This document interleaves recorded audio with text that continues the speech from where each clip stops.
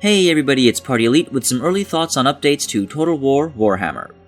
Creative Assembly released the first set of updates today, and among all the rebalancing and tweaking, we've seen the addition of Blood Knights to the Vampire Count arsenal.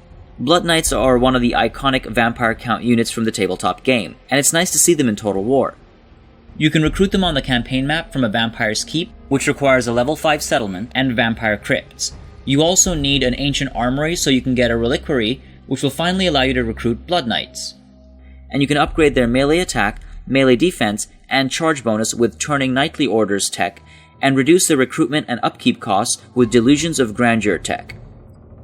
They are an extremely powerful unit of shock cavalry, with high armor, shields to block ranged attack from the front, anti-large, and the frenzy trait, meaning they cause more damage when their leadership is high. Leadership and charge bonus are all extremely high stats as well. They also have the Flag of the Blood Keep, which gives them an added 22% missile resistance when not in melee. All these factors justify the high cost in multiplayer battles. Blood Knights work great against large enemy units. As the only anti-large cavalry unit available to the Vampire Counts, they make for a decent anti-cavalry unit if you have no Terrorgeists or they're currently busy elsewhere. This isn't their primary use though.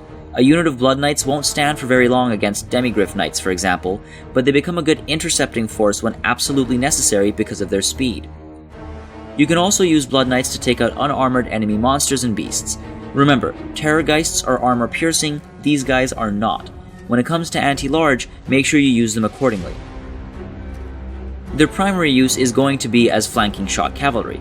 They're quite clearly classified as shock cavalry. The high charge bonus means they're excellent for hit-and-run tactics, but treat them with care so you don't lose out on the bonus damage Frenzy gives them when leadership is high. I can see pairing Blood Knights up with Hex Wraiths or Cairn Wraiths. Using one of the Wraiths to engage and hold an enemy unit in place, you can bring Blood Knights from the sides or the rear to crush the enemy. This damage, along with the leadership hit from being flanked and the frightening enemies nearby, might cause an instant rout. Rinse and repeat down a line to scare the enemy away. Cheaper units can be used for a more cost-efficient but weaker build. There's also the option of holding an enemy unit in place with fodder, flanking with the Blood Knights, and then momentarily bringing a terrifying unit when the enemy is low on morale to use the terror attribute and scare them into routing. That's an expensive collection of units though.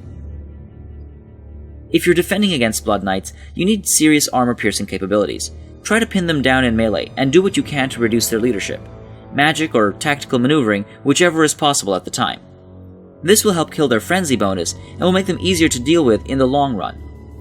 Try to pull them into difficult terrain, and make sure your units are laid out deep to absorb the powerful charge and increase the chance of pinning them in place.